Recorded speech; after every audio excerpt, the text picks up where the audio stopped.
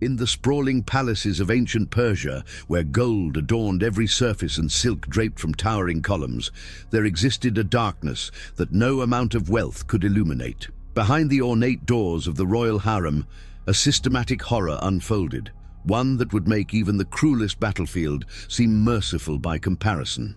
This is not a tale of war or conquest, but of what happened when absolute power turned inward, consuming the most vulnerable members of the royal household. The king's own daughters. The Persian Empire, at its zenith under Xerxes I, stretched from India to Ethiopia, encompassing nearly half of the world's population. Yet within the heart of this magnificent empire, in the very palace that symbolized Persian power and glory, young girls born into privilege faced a fate that would haunt generations. They were not merely princesses. They were commodities in a twisted game of power, religion, and control that defied every natural law of parental protection. What you're about to hear challenges our understanding of ancient civilizations and the depths of human cruelty. The practices we will examine were not hidden aberrations, but institutionalized systems, justified by religious doctrine and political necessity. The victims had names, faces, and stories that history tried to erase. Tonight, we restore their voices to the historical record, not for sensationalism, but because their suffering demands witness and their courage deserves remembrance. The story of Xerxes and his treatment of royal women reveals a pattern of abuse so systematic, so calculated, that it became the blueprint for generations of Persian rulers. This was not the random cruelty of a mad king, but a deliberate structure of exploitation that wrapped itself in the language of divine right and state necessity. The young girls who entered the royal harem as daughters emerged, if they emerged at all, as broken instruments of their father's will. Consider for a moment the contradiction. A father, supposedly the protector of his children, becoming their greatest threat. A home, meant to be a sanctuary, transformed into a prison. A birthright of royal blood becoming a curse rather than a blessing. These inversions of natural order did not happen overnight. They were cultivated, refined, and passed down through generations like a poisonous inheritance. The Persian court's treatment of women has often been romanticized in Western literature, depicted as exotic tales of harems filled with beautiful women living in luxury. But the reality, especially for royal daughters, was far from romantic. It was a world where a girl's 13th birthday marked not celebration but the beginning of systematic exploitation, where religious ceremonies masked sexual abuse, and where political marriages were preceded by years of paternal violation. To understand the full horror of what transpired in Xerxes' court, we must first understand the structure of power in ancient Persia. The king was not merely a political leader, but a semi-divine figure, the earthly representative of Ahura Mazda, the supreme deity of Zoroastrianism. This religious authority gave him rights that extended far beyond governance, rights that he claimed over the bodies and souls of everyone in his realm, including his own children. The accounts that survive come from various sources. Greek historians who viewed Persian customs with a mixture of fascination and horror, Persian court records that hint at practices too normalized to hide completely, and archaeological evidence that paints a picture of a society where the boundaries between family, property, and political tools had completely dissolved. Each source alone might be questioned, but together they form an undeniable testimony to systematic abuse. The Persian Empire of the 5th century BCE was a study in contradictions. It was simultaneously the most advanced civilization of its time and one bound by traditions that seem incomprehensible to modern sensibilities. Under Xerxes I, who ruled from 486 to 465 BCE, the empire reached both its greatest territorial extent and perhaps its moral nadir. The same king who built architectural marvels and established trade routes that connected 3 continents also presided over a court where incest was not only practiced, but institutionalized. The concept of the royal harem in ancient Persia was far more complex than popular culture suggests. It was not merely a collection of wives and concubines, but a political institution, a religious space, and a prison all at once. The women who inhabited it were classified in a strict hierarchy: the chief wife, secondary wives, concubines, and at the very bottom of this already oppressive structure, the royal daughters who had come of age. The Zoroastrian religion, which dominated Persian spiritual life, had complex views on consanguineous relationships. While later Zoroastrian texts would condemn incest, earlier interpretations, particularly those convenient to royal power, suggested that marriages within the family kept the royal blood pure. This religious justification became a shield behind which the most heinous acts could hide. Xerxes and his predecessors claimed they were following divine will when they took their daughters as concubines. The isolation of the harem created a world unto itself, with its own laws, its own economy, and its own twisted social structure. The eunuchs who guarded it were often the only male presence besides the king, creating an environment where the king's word was not just law, but the only reality the women knew. This isolation was deliberate, designed to break down resistance and normalize practices that would have caused revolution if known to the wider population. Economic factors also played a crucial role in this system of abuse. Royal daughters were valuable political currency, but their value was paradoxically increased by their father's prior claim on them. A daughter who had been sanctified through relations with the king was considered more valuable in political marriages, as she carried not just royal blood, but the king's personal seal of possession. This perverse logic turned abuse into a form of value creation. The political structure of the Persian Empire centralized power to an extent rarely seen in ancient history. Unlike the Greek city-states with their various forms of governance, or even the Roman Republic with its checks and balances, the Persian king's authority was absolute. There were no institutions capable of checking his power, no noble class strong enough to resist his will, and no religious authority independent enough to condemn his actions. The satrapy system, which divided the empire into provinces, actually reinforced central authority rather than diluting it. Satraps, or provincial governors, were often rewarded with royal daughters as wives, daughters who had already been subjected to their father's abuse. This created a web of complicity where every powerful man in the empire became implicated in the system, making resistance or reform impossible. The role of mothers in this system presents one of history's most heartbreaking paradoxes. Royal wives and concubines, themselves victims of the system, were forced to prepare their own daughters for the same fate they had endured. The historical records speak of elaborate preparation rituals, where mothers would bathe, perfume, and dress their daughters for presentation to the king, knowing full well what awaited them. The psychological torture of this forced complicity added another layer to an already incomprehensible system of abuse. The preparation of a royal daughter for her father's bed began years before the actual summons. From the moment a girl showed signs of approaching womanhood, usually around age 11 or 12, she would be moved to a special section of the harem. Here, older women who had themselves survived the system would begin her education, a euphemism for a process of psychological conditioning designed to break her will and prepare her for submission. The physical preparation was elaborate and ritualistic. The girls were subjected to beauty treatments that went far beyond normal grooming. Their bodies were repeatedly waxed, their skin bleached with dangerous chemicals, their hair treated with oils and perfumes that often caused painful reactions. Every aspect of their physical appearance was scrutinized and modified to meet the king's preferences. But this physical transformation was merely the surface of a much deeper violation. The psychological conditioning was perhaps even more damaging than the physical abuse that would follow. The girls were taught that their suffering was divinely ordained, that resistance was not just futile, but sacrilegious. They were told stories of previous daughters who had resisted and faced consequences worse than death. Stories that may have been true, given what we know of Persian punishment methods.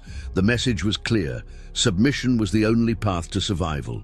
The actual summons, when it came, was wrapped in ceremony and religious ritual. The girl would be bathed in sacred waters, dressed in elaborate robes that symbolized her transformation from daughter to possession, and led through the palace corridors by eunuchs chanting religious hymns. To outside observers, it might have appeared as a celebration. In reality, it was a funeral for the girl's childhood, innocence, and autonomy.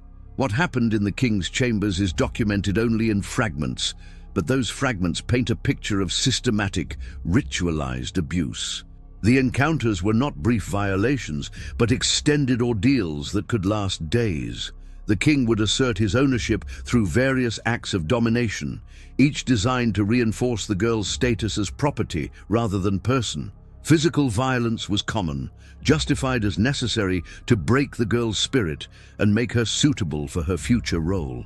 After the initial violation, the daughter would not return to her previous life. She would be moved to a different section of the harem, one reserved for women who had been claimed by the king. Here she would wait to be summoned again, never knowing when the next ordeal would come.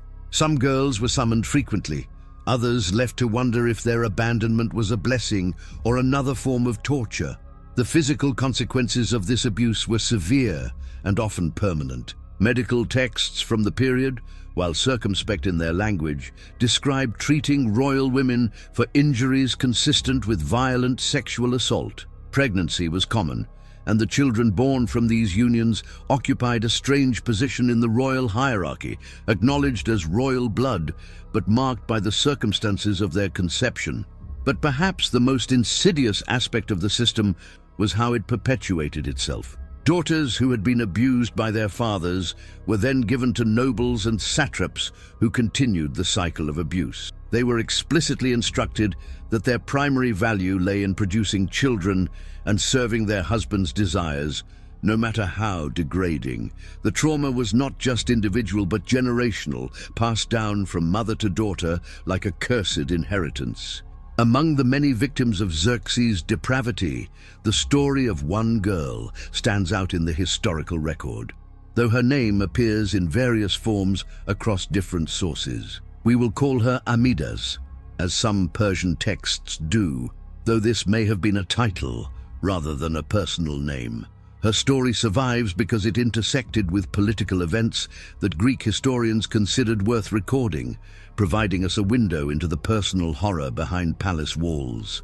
Amidas was born around 473 BCE, making her one of Xerxes' younger daughters. Her mother was a secondary wife from Bactria, brought to the palace as part of a political alliance. From birth, Amidas occupied a precarious position, royal enough to be valuable but not significant enough to be protected. Her early childhood appears to have been relatively normal by royal standards, spent in the children's quarter of the harem with her siblings and half-siblings. The first indication of her fate appears in court records when she was 11. She was moved from the children's quarter to what was euphemistically called the preparation chamber. Her mother's reaction to this transfer is recorded in a fragment of a letter. She fell ill and remained bedridden for weeks, unable to eat or speak. The court physicians diagnosed her with maternal grief, a condition they seemed familiar with treating. For 2 years, Amidas underwent the systematic preparation described earlier, but what makes her story unique is that fragments of her own words survive, carved into the walls of her chamber and discovered by archaeologists centuries later. In Old Persian script, barely legible, she wrote prayers to Ahura Mazda, not for deliverance, but for death. "Let my breath cease before the sun sets again," one fragment reads. Another, even more heartbreaking, "Mother, why do you dress me in gold for this darkness?" At 13, Amidas was summoned to her father's chambers. The date is recorded because it coincided with a religious festival, the Feast of Mithra, when the king was supposed to embody divine purity. The irony of this timing was not lost on Greek observers, who noted it as evidence of Persian hypocrisy. What happened during that first encounter is not detailed in any surviving source, but Amidas's name appears in medical records shortly afterward, treated for injuries that required weeks of recovery. Unlike many victims who disappeared into historical silence, Amidas's story continues because she became pregnant from one of these encounters. The child she bore became a political pawn in the succession struggles after Xerxes' assassination. But more importantly for our understanding, Amidas's position as mother to a potential heir meant she had to be kept alive and relatively visible, preventing her from being disposed of like other inconvenient victims. The psychological impact of her ordeal is evident in accounts of her behavior. Greek historian Ctesias, who had access to Persian court records, describes her as a woman who spoke only when commanded and looked at no one, as if her eyes had been turned inward. She was known to stand motionless for hours, and servants reported finding her harming herself with whatever implements she could find, trying to mar the beauty that had been her curse. After Xerxes' death, Amidas faced a new horror. His son and successor, Artaxerxes I, claimed his father's women as his own, including his half-sisters. Amidas, now in her 20s, was subjected to abuse by her own brother, continuing a cycle that seemed to have no end. Her son, the product of her father's abuse, was raised to view his mother as property, completing a circle of dehumanization that defies comprehension. The abuse of royal daughters was not confined to personal gratification.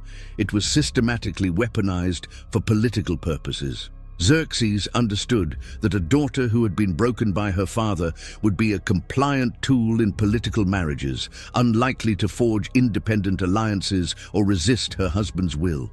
This calculated use of trauma as a political instrument represents one of the darkest innovations of Persian statecraft. The practice of gifting daughters to military commanders and satraps served multiple purposes. First, it bound these powerful men to the king through a mixture of gratitude and complicity. Receiving a royal daughter who had been sanctified by the king's attention was presented as the highest honor, but it also made the recipient complicit in the system of abuse. They could never rebel against a king whose violations they had perpetuated. The documentation of these political marriages reveals a disturbing pattern. The daughters were often given to men who had shown signs of independence or ambition as a means of control. The presence of a traumatized, broken royal wife in their household served as a constant reminder of the king's power and reach. These women, conditioned to report everything to the palace, became unwitting spies in their husbands' homes. Military campaigns often involved the strategic deployment of royal daughters. Before major battles, Xerxes would sometimes promise specific daughters to commanders who showed exceptional valor. But these promises came with a cruel twist. The daughters would first be summoned to the king's chambers for blessing, a euphemism everyone understood but no one dared acknowledge. The commanders thus fought not for honor, but for pre-violated prizes, adding another layer of degradation to the system. International diplomacy also involved this horrific trade. When negotiating with foreign powers, Xerxes would offer daughters in marriage to seal alliances, but he would ensure these daughters carried the physical and psychological marks of his ownership, sending them as broken ambassadors of Persian power. Foreign courts often recorded their shock at the condition of these royal brides, though few dared refuse them for fear of Persian military might. The economic aspect of this system reveals another dimension of exploitation. Each daughter, prepared by the king, increased in monetary value, as measured by the bride prices demanded from recipients. The palace kept detailed records of these transactions, treating the daughters quite literally as appreciated assets. The more times a daughter was summoned to the king's chambers, the higher her eventual bride price, creating a perverse incentive for continued abuse. The intelligence value of these placed daughters cannot be overlooked. Trained from childhood to observe and report, traumatized into complete loyalty to the palace, they became a network of informants throughout the empire. Their husbands, knowing their wives' true allegiance, lived in constant paranoia.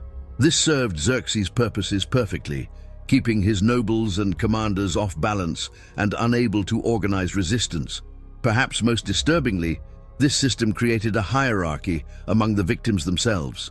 Daughters competed for the king's favor, knowing that those who were summoned more frequently would eventually be married to more powerful men, potentially escaping the palace. This competition destroyed solidarity among the victims, preventing any collective resistance. The system was designed to turn its victims against each other, ensuring its own perpetuation.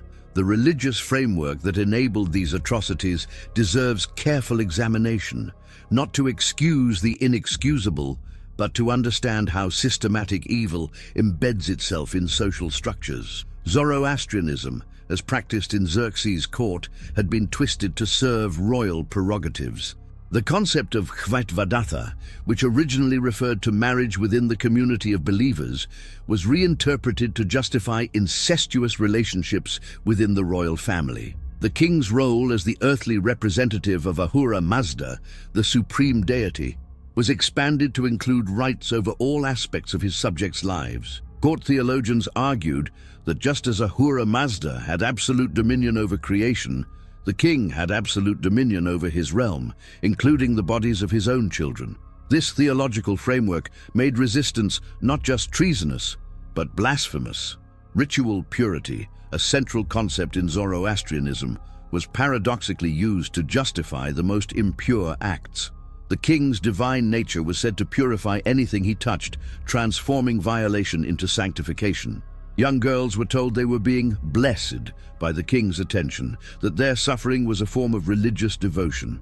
This perversion of religious concepts created a psychological prison even more secure than physical walls. The fire temples, central to Zoroastrian worship, became complicit in this system. Priests performed ceremonies that sanctified these unions, blessing the daughters before they were sent to their father's chambers. The sacred fires, meant to represent purity and truth, burned while young girls were prepared for violation.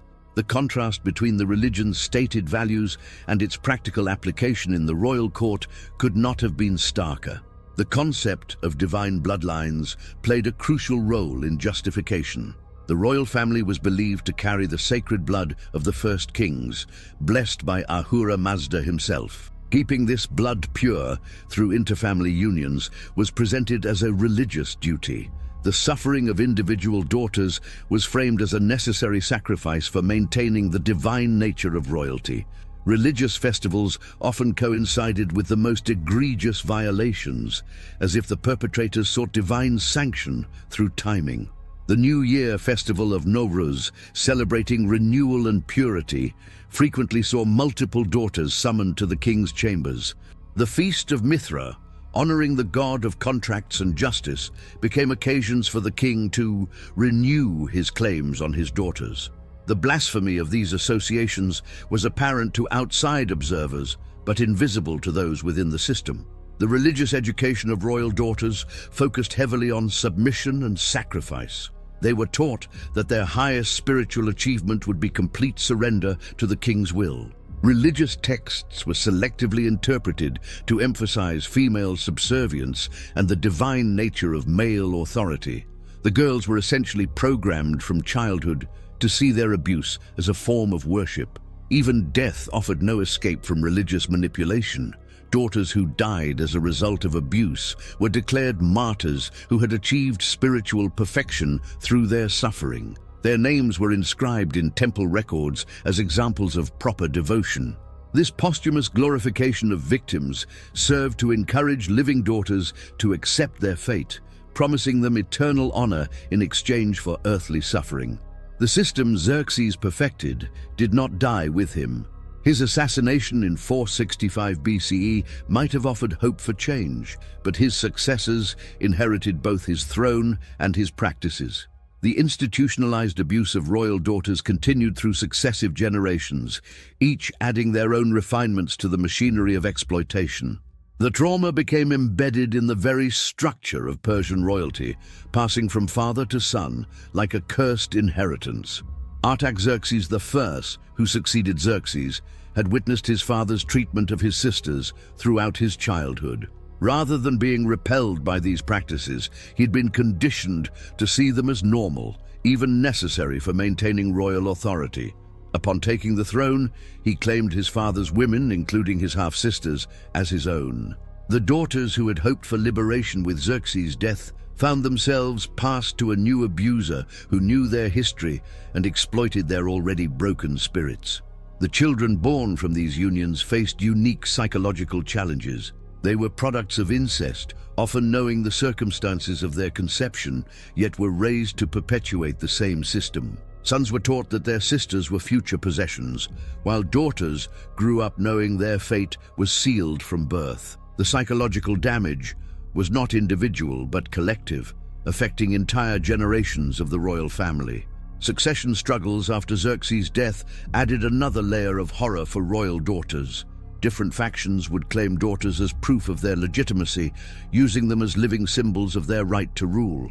Midas, whom we discussed earlier, was claimed by 3 different princes during the succession crisis, each asserting their ownership through violation. The women became battlegrounds in wars they had no part in starting. The record-keeping of the Persian court, while sanitized, reveals patterns of early death among royal daughters. The average lifespan of a royal daughter was significantly shorter than that of other royal women. Suicide, though never explicitly recorded as such, can be inferred from many deaths. Sudden illness, falling accidents, and unfortunate mishaps appear with suspicious frequency in the records of daughters who had been frequently summoned to royal chambers. The mothers who survived to see their daughters suffer the same fate they had endured developed complex coping mechanisms. Some became actively complicit, convincing themselves that preparing their daughters well would minimize their suffering. Others retreated into madness, unable to reconcile their maternal instincts with their powerlessness. A few attempted to protect their daughters through political maneuvering, though success was rare and punishment severe. The impact extended beyond the immediate royal family. Noble families who received these damaged daughters as wives had to navigate the psychological aftermath. Children raised by traumatized mothers who could barely function created new cycles of dysfunction. The poison of the palace spread throughout the Persian nobility, creating a ruling class characterized by normalized abuse and emotional detachment. Historical records from the later Achaemenid period show attempts by some rulers to reform or at least moderate these practices. Darius II tried to limit the practice to symbolic ceremonies rather than actual violation, but faced resistance from court factions who saw any change as weakness. The system had become so entrenched that even kings who might have wished to end it found themselves constrained by tradition and expectation. The mechanisms of control employed in the Persian royal harem were sophisticated and multifaceted, designed to ensure complete compliance while maintaining the facade of divine order. Physical barriers were just the beginning. The true prison was constructed from psychological manipulation, social isolation, and systematic dehumanization. Every aspect of a royal daughter's existence was carefully controlled from the moment she showed signs of maturation. The architecture of the harem itself was a tool of control. The quarters where mature daughters were kept were designed to disorient and isolate. Windows were placed too high to see out, corridors twisted and turned to prevent any sense of location, and doors could only be opened from the outside. The physical environment constantly reinforced the message: you are trapped, you are powerless, resistance is futile. The eunuch guards, themselves victims of mutilation, formed a complex part of the control system.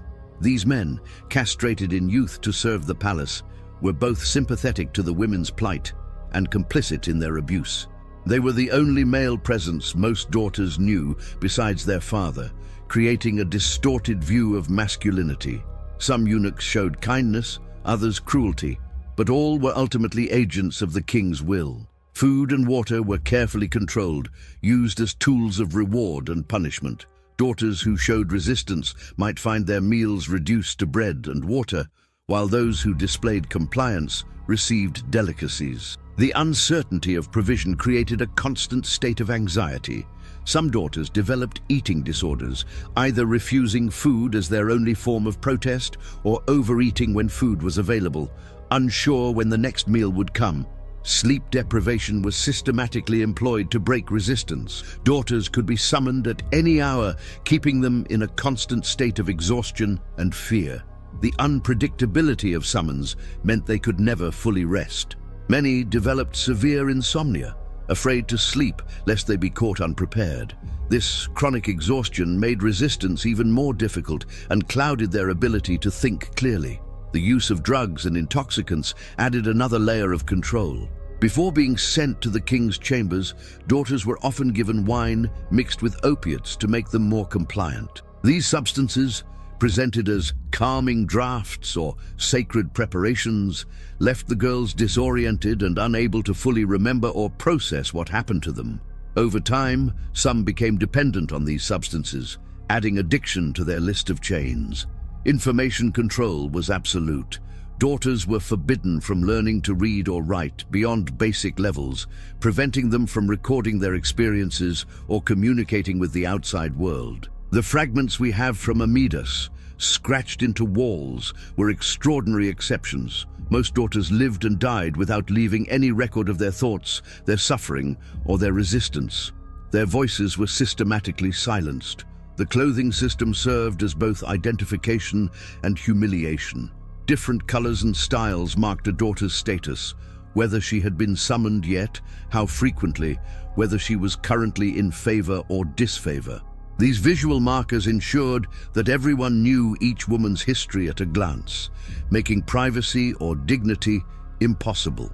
The clothes themselves were designed to be easily removed, adding to the sense of vulnerability and accessibility.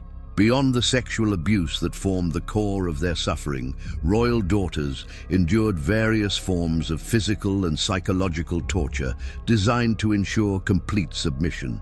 These methods, refined over generations, were calculated to break the will without causing visible permanent damage that might reduce a daughter's value in future political marriages. The sophistication of these techniques reveals a systematic approach to human destruction that prefigures many modern understanding of torture's psychological impact.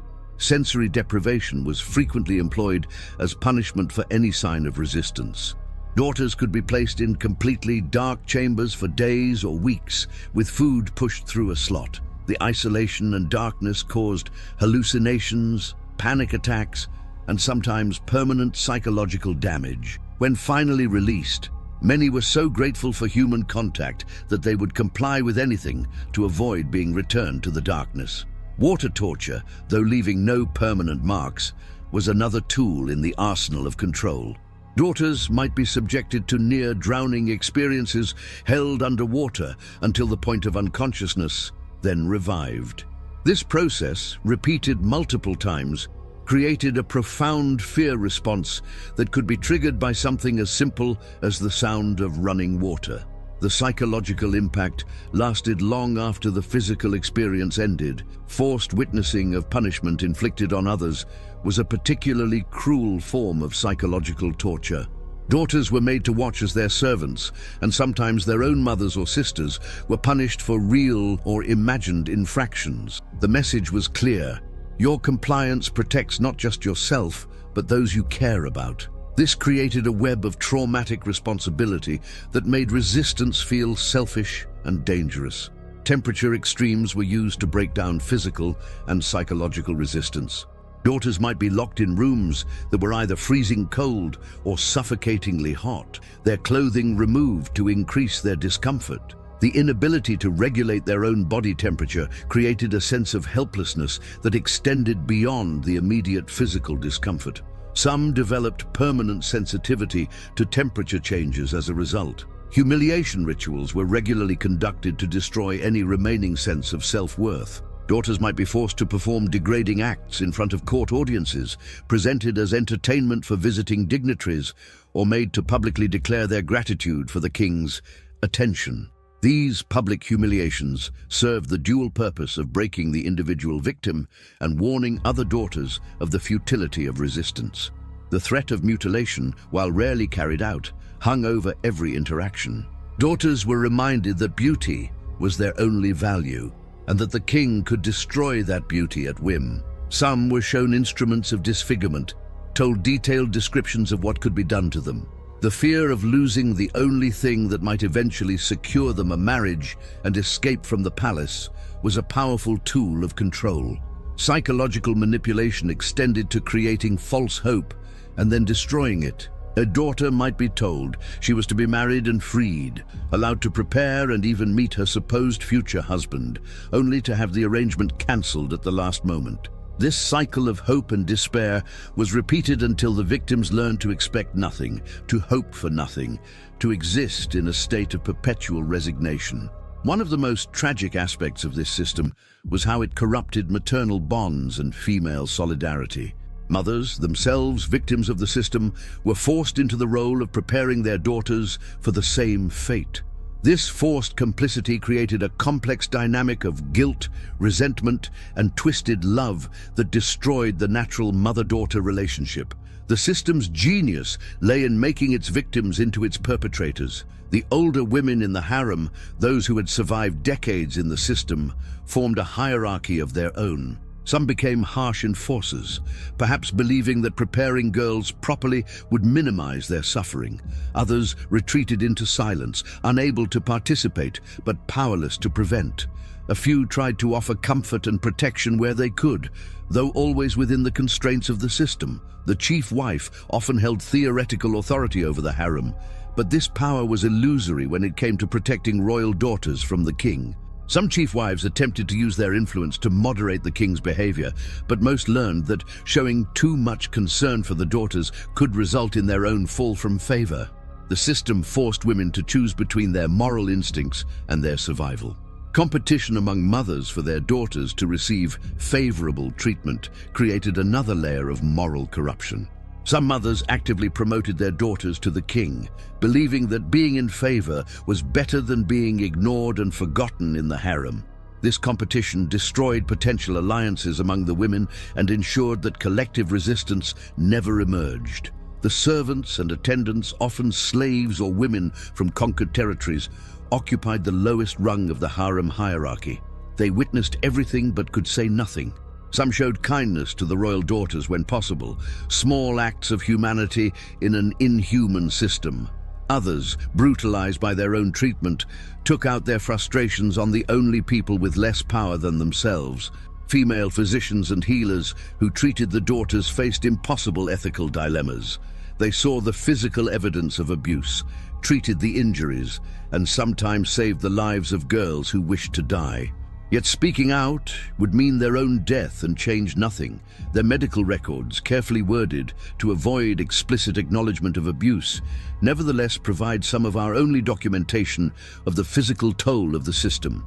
The few women who attempted resistance faced consequences designed to serve as examples to others. One account describes a mother who tried to help her daughter escape. Both were caught, and the mother was forced to watch as her daughter was subjected to public punishment before being executed herself. Her other daughters were then made to attend their mother's execution, a clear message about the price of resistance. Yet even within this system of near total control, small acts of resistance and solidarity occurred. Women developed coded languages to communicate, shared strategies for psychological survival, and sometimes managed to protect the youngest girls for a few precious months or years. These acts of courage, though they could not change the system, preserved some thread of humanity within the nightmare. The Greek historians who provide much of our documentation of Persian practices viewed them through their own cultural lens, mixing genuine horror with cultural prejudice and sometimes prurient fascination. Herodotus, writing about Persian customs, expressed shock at practices that violated Greek taboos about incest, yet his accounts also betray a certain voyeuristic interest in the exotic other. This complicated relationship with the source material requires careful analysis to separate fact from propaganda.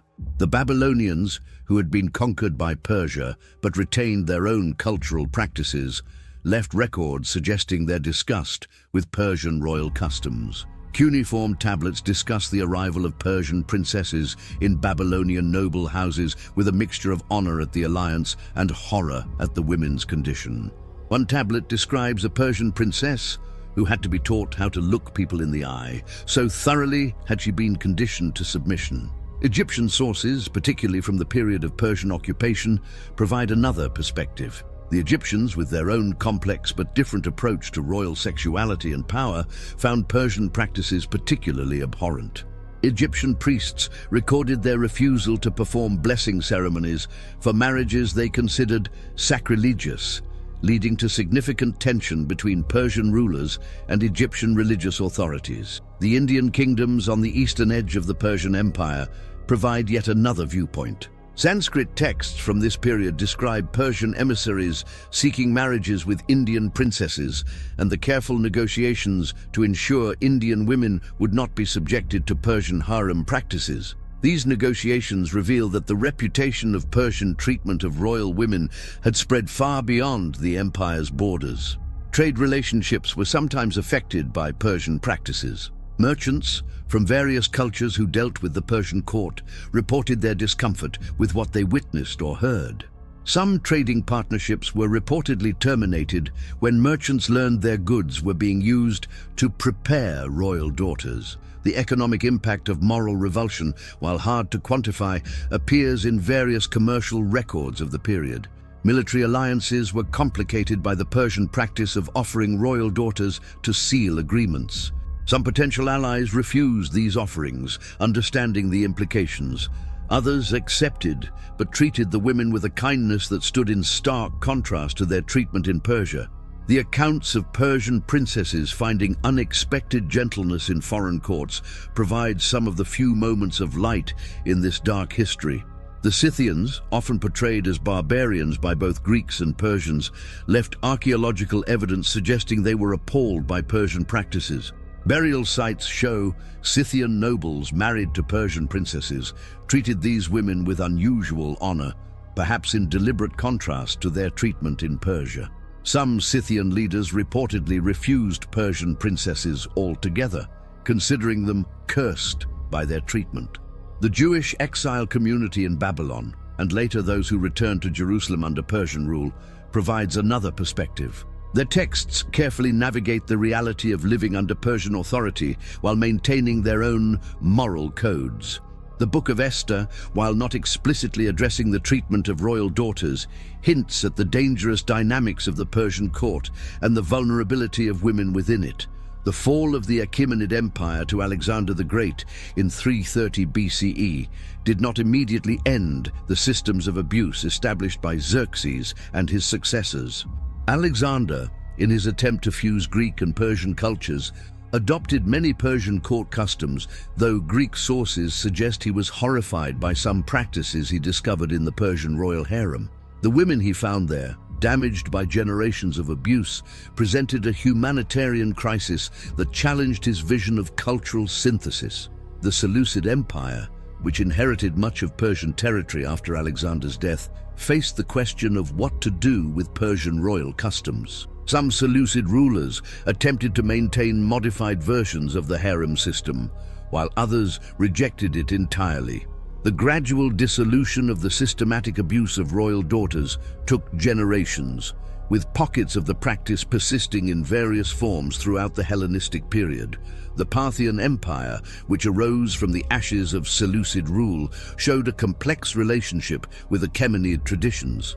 While claiming to be the heirs of ancient Persia, they modified many of the most extreme practices. The treatment of royal women improved somewhat, though the harem system itself persisted.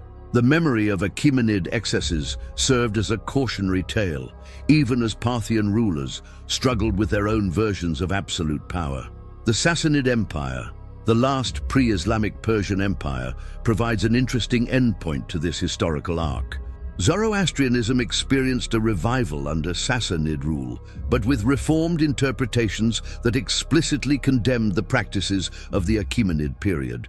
Sassanid religious texts describe the Achaemenid treatment of royal daughters as a corruption of true Zoroastrian values, though how much this represented genuine reform versus political distancing from the past remains debated. The Islamic conquest of Persia in the 7th century CE brought new perspectives on the historical treatment of women in Persian royal courts. Islamic historians writing about pre-Islamic Persia use the Achaemenid treatment of royal daughters as an example of the Jahiliyyah, the ignorance and barbarism that Islam came to replace. These accounts, while colored by religious bias, preserve details about Persian practices that might otherwise have been lost. The medieval Persian literary tradition, particularly the Shahnameh of Ferdowsi, largely sanitizes or omits the darker aspects of ancient Persian royal life. This selective memory reflects a cultural need to construct a noble past while acknowledging enough historical darkness to explain Persia's periods of decline. The transformation of historical trauma into mythological narrative shows how societies process collective shame. Modern Iranian historical consciousness struggles with this aspect of ancient Persian history. The Achaemenid Empire is celebrated for its achievements in administration, architecture, and tolerance of diverse cultures, while the treatment of royal women is often minimized or attributed solely to Greek propaganda. This selective engagement with history reflects the ongoing difficulty of confronting systematic historical trauma. The archaeological evidence continues to emerge, with recent excavations at Persepolis and other Persian sites revealing new details about harem life. Physical evidence of the architectural controls, the separation of spaces, and even personal items belonging to royal women provides material confirmation of practices described in textual sources. Each discovery adds another piece to our understanding of this systematic horror. The story of Xerxes and his treatment of royal daughters serves as one of history's darkest examples of how absolute power, religious manipulation, and systematic dehumanization can create horrors that persist across generations. It reminds us that the greatest atrocities often occur not in public spaces, but in private ones, hidden behind walls of privilege and power. The suffering of these women, erased from most historical narratives, demands recognition not for sensationalism, but for the lessons it teaches about power, abuse, and the human capacity for both cruelty and endurance. The systematic nature of the abuse reveals how institutions can normalize the unconscionable. What began perhaps as individual excess became codified practice, then religious doctrine, then unquestioned tradition. Each generation of perpetrators could point to precedent, to religious sanction, to political necessity. The machinery of abuse, once established, perpetuated itself with terrifying efficiency. The complicity required to maintain such a system extended far beyond the immediate perpetrators.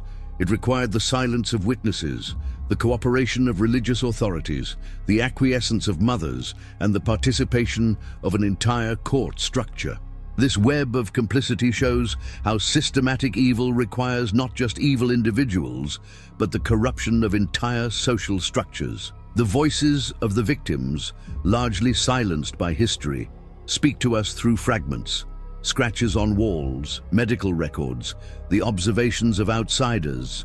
These fragments remind us that behind every historical atrocity are individual human beings who suffered, who resisted in whatever ways they could, who maintained their humanity despite systematic attempts to destroy it. Their courage in the face of hopeless circumstances deserves recognition and remembrance. The international reaction to Persian practices, varied as it was, shows that even in ancient times, there were recognized bounds of acceptable behavior that the Persian treatment of royal daughters exceeded. The universal human revulsion at these practices, across cultures and centuries, suggests that despite cultural relativism, some acts are recognized as fundamentally wrong by human moral intuition. The generational trauma inflicted by this system did not end with the fall of the Achaemenid Empire. Its echoes can be traced through successive Persian dynasties, through the treatment of women in various Middle Eastern royal courts, through the normalization of practices that should never have been normalized. Understanding this historical trauma is essential for comprehending the long-term impact of systematic abuse on cultures and societies. For modern audiences, this history serves as a warning about the dangers of unchecked power, the manipulation of religion for political ends, and the vulnerability of those without voice or agency. It reminds us that the veneer of civilization can hide profound barbarism, that architectural grandeur and cultural achievement can coexist with systematic horror, and that the most vulnerable members of society often suffer in silence while history celebrates their oppressors. As we close this examination of one of history's darkest chapters, we must remember that the story of these royal daughters is not merely ancient history. It is a reminder that power without accountability creates monsters, that religious authority can be twisted to justify any atrocity, and that the voices of victims must be heard and preserved, no matter how powerful their abusers. The daughters of Xerxes, silenced in their lifetime, speak to us across millennia, warning us that what happened in the palaces of ancient Persia can happen again wherever absolute power meets systematic dehumanization. Their suffering was worse than death because it was designed to be a calculated destruction of human dignity that served the purposes of power. In remembering them, in speaking their silenced truth, we honor not just their memory, but our commitment to never allow such systematic horror to be normalized again.